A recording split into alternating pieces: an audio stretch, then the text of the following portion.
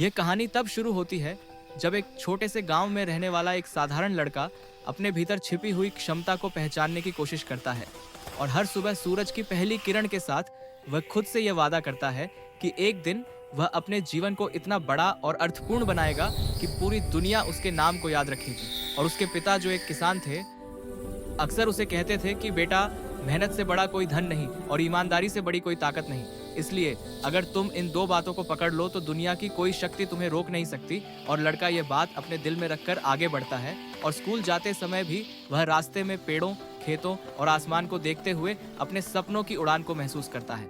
और जब भी कोई उसे बताता कि तुम इस छोटे से गांव से बाहर क्या कर लोगे, तो वह मुस्कुरा देता, क्योंकि उसके भीतर एक ऐसी आग जल रही थी जो किसी ताने या मजाक से बुझने वाली नहीं थी। और लड़का अपनी पढ़ाई में और अधिक मन लगाता है और दिन रात मेहनत करते हुए वह हर किताब को सिर्फ पढ़ता नहीं बल्कि समझता है, क्योंकि उसे मालूम था कि ज्ञान ही वह हथियार है जो उसके भविष्य की दिशा तय करेगा।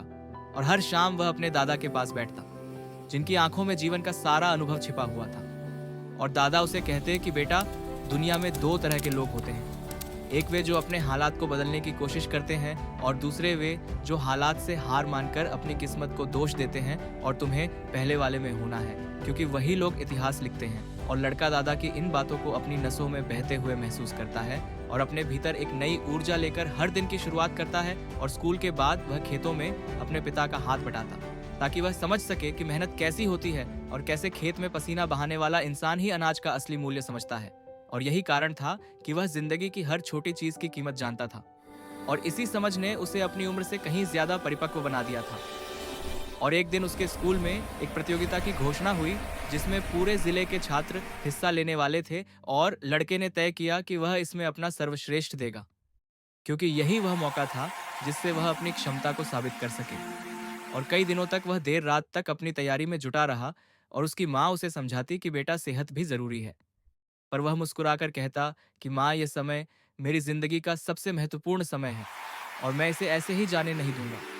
और प्रतियोगिता वाले दिन वह मंच पर उतरा और उसने इतनी आत्मविश्वास से अपनी प्रस्तुति दी कि हर कोई उसे ध्यान से सुनता रहा।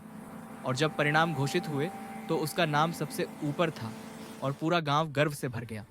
और उसके दादा की आंखों में खुशी के आंसू आ गए, क्योंकि उन्हें मालूम था कि यह जीत केवल एक प्रतियोगिता की जीत नहीं, बल्कि लड़के के सपनों की पहली सीढ़ी थी। और जीत का यह अनुभव उसके भीतर एक ऐसा विश्वास भर गया जिसने उसके व्यक्तित्व को पूरी तरह बदल दिया।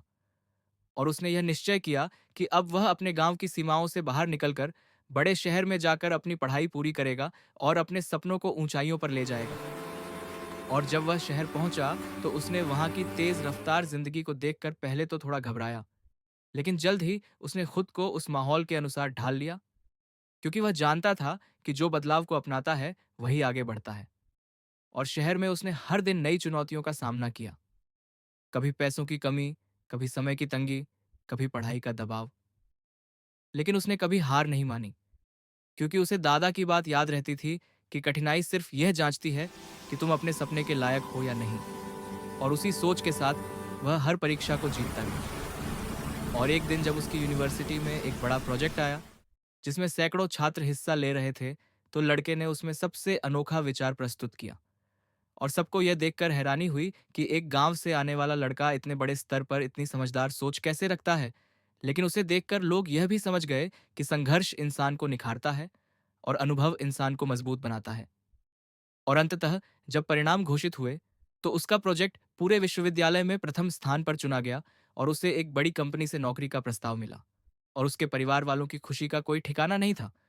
और गांव में हर कोई कहने लगा कि यह लड़का तो हमारा गर्व है। और लड़का जब अपने गांव वापस आया तो सबने उसे सम्मान के साथ स्वागत किया।